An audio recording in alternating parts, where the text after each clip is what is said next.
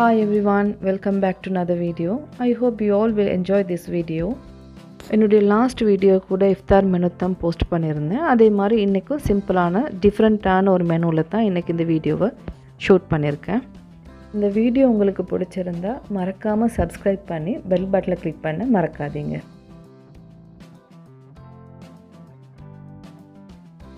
இன்றைக்கி ஏர்லி மார்னிங்காகவே என்ன வேலையெல்லாம் கொஞ்சம் ஸ்டார்ட் பண்ணிட்டேன். ஏன்னா வெஜிடபிள் ஃப்ரூட்ஸ் எல்லாம் வாங்கிறதுக்கு போகிறது தேவை இருந்ததுனால என்ன எல்லா வேலையுமே மார்னிங் கொஞ்சம் முடிச்சுட்டு அது கொஞ்சம் ஈஸியாக இருக்குன்றதுனால வேலையை ஸ்டார்ட் பண்ணிட்டேன்.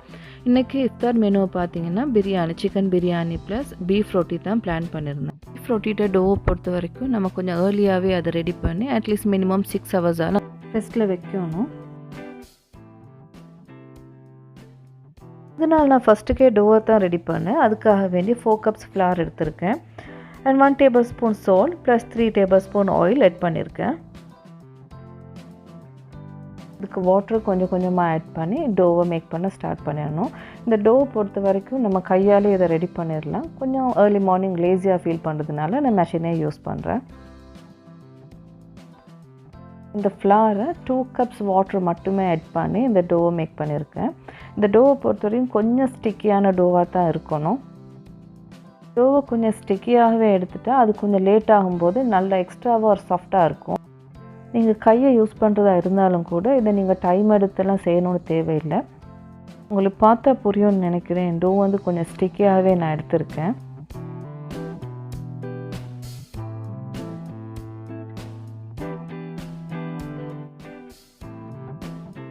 டோவை ஷேப் பண்ணுறதுக்கு நான் 1/4 cup ஆயில் ஆட் பண்ணி நல்லா ஷேப் பண்ணி விட்டுட்டு எக்ஸ்ட்ராவாக இன்னொரு 1/4 cup ஆயில் ஆட் பண்ணிவிட்டு அந்த டோ ட்ரை ஆகாமல் கவர் பண்ணி ஒரு 6 hours மாதிரி அப்படியே வச்சிடணும்.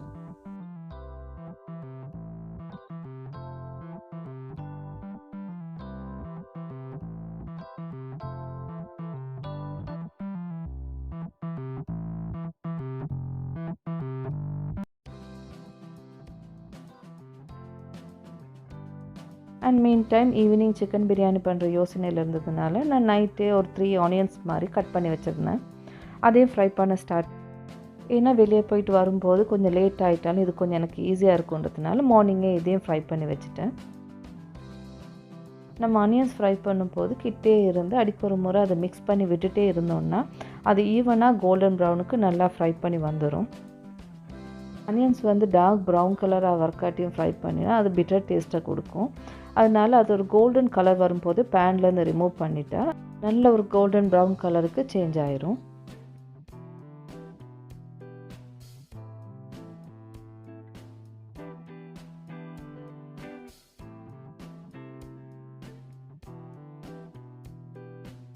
இந்த வேலை ஒரு பக்கம் போயிட்டு இருந்தாலும் கிச்சனில் க்ளீனிங் வேலையும் அதே சேம் டைமே கவர் பண்ணிட்டேன். நம்ம கிச்சன் எப்பயுமே க்ளீனாக இருந்தால் நம்ம நின்று வேலை செய்கிறதுக்கும் கொஞ்சம் இன்ட்ரெஸ்ட்டாக இருக்கும். எப்பயுமே மார்க்கெட் போகிறதுக்கு முன்னாடியே ஃப்ரிட்ஜில் இருந்து மீட் எடுத்து டீஃப்ரோஸ் ஆகிறதுக்கு வெளியே வச்சுட்டே போயிட்டேன். ஆஃப்டர்நூன் வேலை ஸ்டார்ட் ஆகும்போது கரெக்டாக டீஃப்ரோஸ் ஆகி இருக்கும்.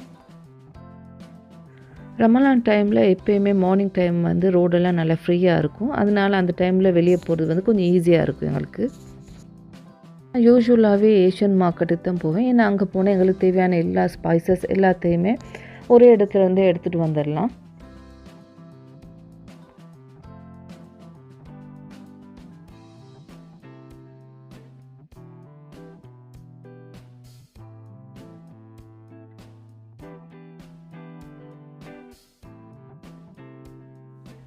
தேவையான எல்லாத்தையுமே வாங்கிட்டு மற்ற வேலைகளை முடிச்சுட்டு வீட்டும் போகிற டைம் ஆகும்போது நல்லாவே லேட் ஆகிடுச்சு. இமீடியட்டாக போய் ஆஃப்டர்நூன் ப்ரேயரை முடிச்சுட்டு ஸ்ட்ரெயிட்டாகவே கிச்சனுக்கு போயிட்டேன்.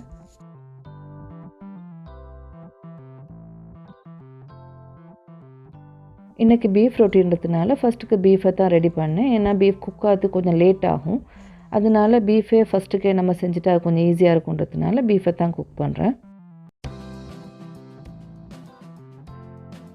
இதுக்கு ஒரு பேனில் 3 tablespoon ஆயில் ஆட் பண்ணி 1 teaspoon cumin seed, 1/2 teaspoon fennel seed add பண்ணிக்கொள்ளணும்.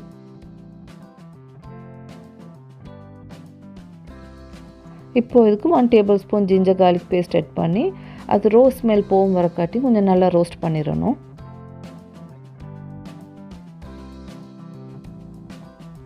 இப்போது இந்த பீஃபை ஆட் பண்ணி சால்ட்டையும் ஆட் பண்ணி நல்லா மிக்ஸ் பண்ணி விட்டுடணும். நான் இதுக்கு சின்ன சின்ன பீசஸாகவே கட் பண்ணியிருக்கிறதுனால எனக்கு வாட்டர் ஆட் பண்ண தேவையில்லை. நான் சிம்மரில் வச்சு அதில் உள்ள வாட்டர்லேயே குக் பண்ணி எடுத்துருவேன்.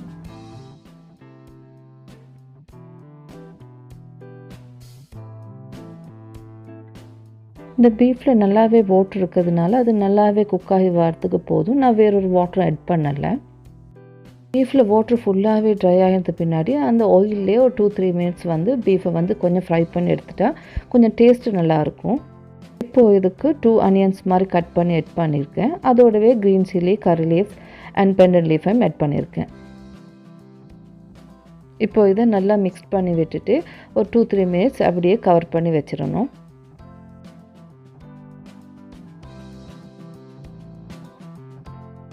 ஆனியன்ஸ் எல்லாம் குக் ஆகி டிரான்ஸ்பேரண்ட் கலர் சேஞ்ச் ஆகும்போது நான் ஒரு 1/2 teaspoon turmeric powder, 1 teaspoon pepper powder, 1/2 teaspoon cumin powder and 1/2 teaspoon chilli flakes. இப்போது இதை நல்லா மிக்ஸ் பண்ணி விட்டுட்டு நான் ஒரு 2 கப்ஸ் மாதிரி லீக் சேர்த்துக்கொள்கிறேன். இதுக்கு தேவைன்னா பொட்டேட்டோ கூட எட் பண்ணிக்கொள்ளலாம். நான் இன்றைக்கி பொட்டேட்டோ எட் பண்ணலை, ஏன்னா அந்த பீஃபுடைய ரியலாக டேஸ்ட்டு கொஞ்சம் இருக்கணுன்றதுனால ஜஸ்ட்டு நான் லீக்ஸை மட்டும் ஆட் பண்ணியிருக்கேன்.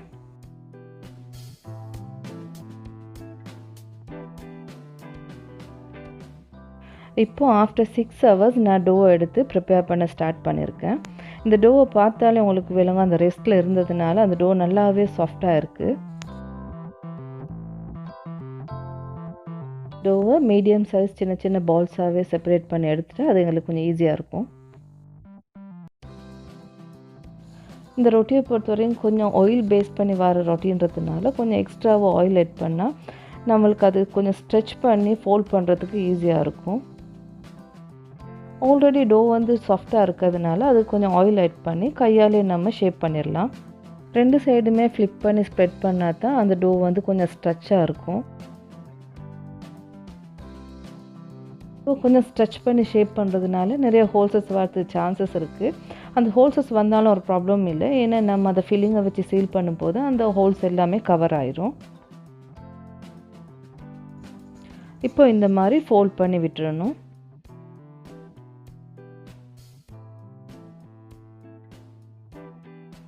என்னை பொறுத்த வரைக்கும் இது கொஞ்சம் ஈஸி ப்ராசஸ் தான், ஏன்னா குயிக்காகவே வேலையை முடிஞ்சிடும்.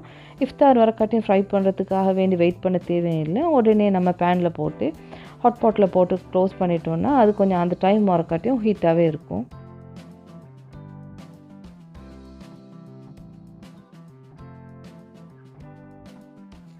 நான் கொஞ்சம் டைம் சேவிங்கிறதுனால கொஞ்சம் பெரிய தவாவே எடுத்திருக்கேன். அது கொஞ்சம் ஆயிலில் கிரேஸ் பண்ணிவிட்டு இப்போ நம்ம செஞ்சு வச்ச ரொட்டீஸ் எல்லாத்தையுமே அதிலே செட் பண்ணிடலாம்.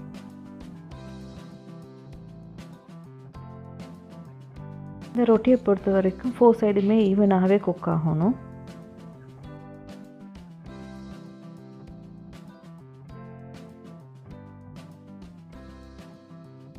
இதை பேனில் போட்டு நமக்கு மற்ற வேலையெல்லாம் செய்ய முடியாது. கிட்ட இருந்தே நம்ம 4 சைடுமே டர்ன் பண்ணி இதை மாதிரி நல்லா குக்காக வரக்காட்டியும் கிட்டே நின்று செஞ்சு எடுத்துடணும்.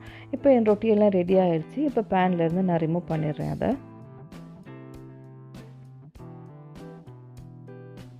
வெளியே பார்த்தீங்கன்னா ரெய்னிங்கும் ஸ்டார்ட் ஆகிடுச்சு. வெதர் இன்றைக்கி சூப்பராகவே இருக்குது. ரெய்னிங்னாலே நான் கொஞ்சம் எப்போயுமே என்ஜாய் பண்ணுவேன். ஆனால் இந்த டைம் வந்து என்ஜாய் பண்ண முடியலை, ஏன்னா பிரியாணி ப்ராசஸ் வந்து அடுத்து ஸ்டார்ட் பண்ணிடணுன்றதுனால கொஞ்சம் கவலையோடையே வந்துட்டேன் கிச்சனுக்கு. எப்போயுமே செய்யக்கூடிய ஒரு சிம்பிளான பிரியாணி ரெசிபி தான்.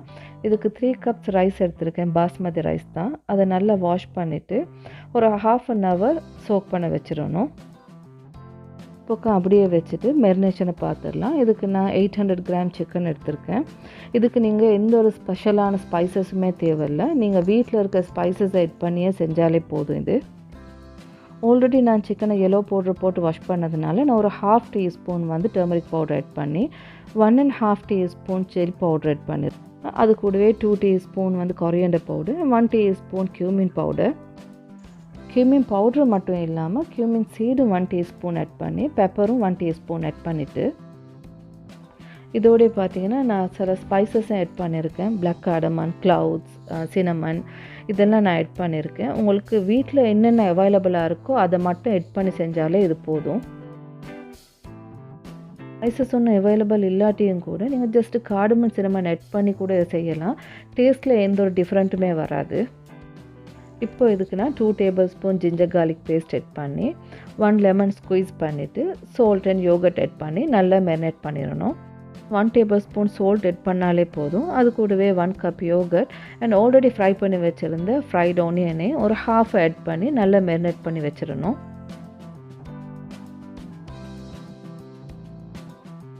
கூடவே நம்ம ஆயிலை கூட நம்ம இப்போ இதோட ஆட் பண்ணிக்கொள்ளணும்.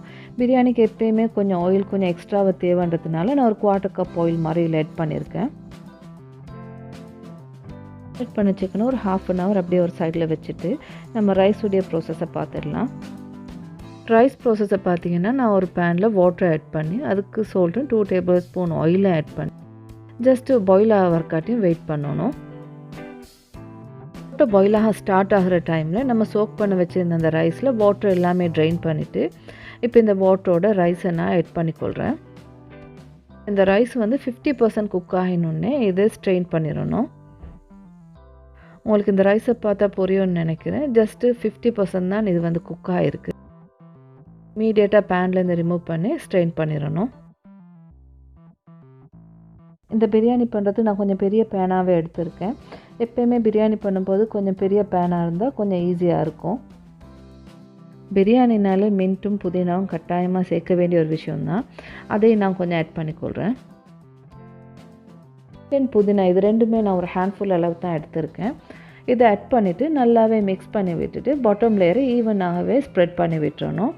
இப்போ இதுக்கு நான் க்ரீன் சில்லி ஆட் பண்ண போகிறேன். க்ரீன் சில்லியை பொறுத்த வரைக்கும் க்ரீன் சில்லி ஃபுல்லாகவே நம்ம கட் பண்ணக்கூடாது. இந்த பிரியாணி சில்லியோட மிடில் மட்டும் நைஃபை வச்சு லைட்டாக கட் பண்ணி விட்டாலே போதும்.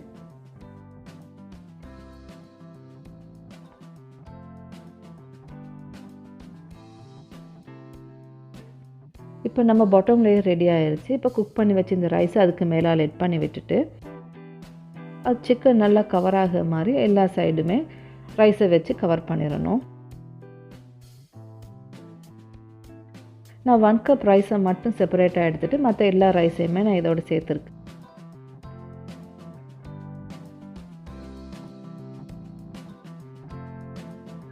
எகெயின் சேம் ப்ராசஸ் தான். Coriander, mint and fried onion top of the rice add பண்ணிவிட்டு ஆல்ரெடி நான் மென்ஷன் பண்ணியிருந்தேன் 1 கப் ரைஸ் நான் வேறு எடுத்து வச்சுருக்கேன்னு சொல்லி அதுக்கு நான் இப்போ என்ன பண்ணுறேன்னா கப் ரைஸுக்கு 1/2 teaspoon டர்மரிக் பவுடர் போட்டு ஜென்டலாக மிக்ஸ் பண்ணி நம்மளுக்கு தேவைன்னா ஃபுட் கலரோ இல்லை சாஃப்ரான் கலரோ எதுனாலும் ஆட் பண்ணிக்கொள்ளலாம். நான் இன்றைக்கி டர்மரிக் பவுடர் தான் யூஸ் பண்ணுறேன். இதுக்கு ஜென்டலாக மிக்ஸ் பண்ணி விட்டுட்டு அதையுமே நம்ம பிரியாணியோடு சேர்த்துடலாம்.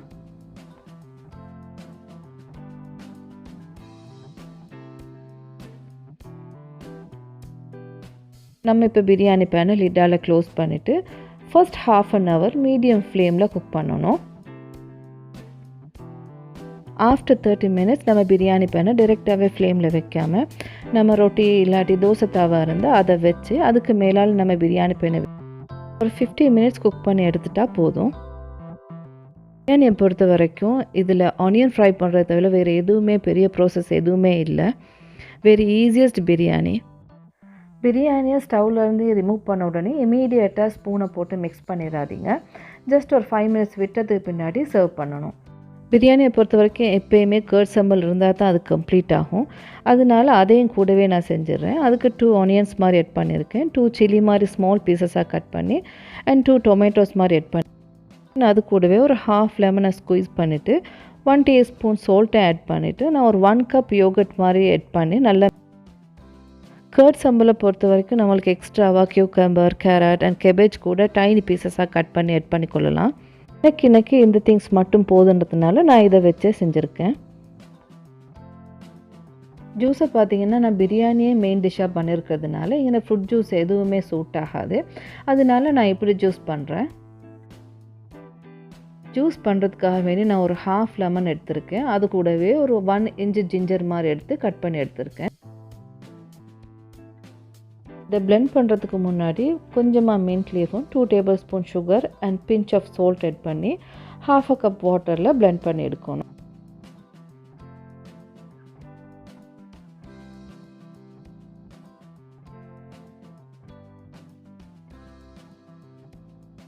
பிளெண்ட் பண்ண பின்னாடி ஈச் கிளாஸ் கொஞ்சமாக ஆட் பண்ணிவிட்டு அதை நான் ஒரு 3 டேபிள் ஸ்பூன் மாதிரி ஒரு கிளாஸுக்கு ஆட் பண்ணியிருக்கேன். பின்னாடி நான் சர்வ் பண்ணும்போது அதுக்கு ஸ்ப்ரைட் ஆட் பண்ணுறதுனால இது கொஞ்சமாக ஆட் பண்ணால் போதும். இதோட ஸ்ப்ரைட் மட்டும்தான் ஆட் பண்ணணும்னு கம்பல்சரி கிடையாது. இதோட எனி சிட்ரஸ் சாஃப்ட் ட்ரிங்க் வந்து ஆட் பண்ணாலும் டேஸ்ட் வந்து நல்லா தான் இருக்கும்.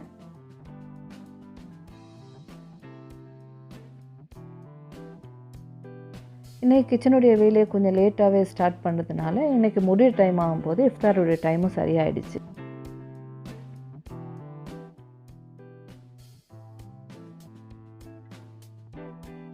பிரியாணி சர்வ் பண்ணுறதுக்கு முன்னாடி ஃப்ரை பண்ண ஆனியன்ஸ் இருந்ததுனால அதையும் நான் மேலாலே சேர்த்துருக்கேன். இதுக்கு வேணால் நட்ஸ் கூட சேர்த்துக்கலாம். நான் இன்றைக்கி நட்ஸ் எதுவுமே சேர்க்கல. இது கூடவே நேற்று செஞ்ச கஞ்சும் இருந்ததுனால அதுவும் வேஸ்ட் ஆகின்றதுக்காக வேண்டி அதையும் கொஞ்சம் ஹீட் பண்ணி அதையும் எடுத்திருக்கேன் இஃப்தாருக்கு. இன்றைக்கி என்னுடைய சிம்பிளான குயிக்கான மெனுவை தான் உங்களோட ஷேர் பண்ணியிருக்கேன். இந்த வீடியோ உங்களுக்கு பிடிச்சிருந்தா மறக்காமல் சப்ஸ்கிரைப் பண்ணி பெல் பட்டனை கிளிக் பண்ண Hope to see you all with another vlog. Stay blessed. Bye.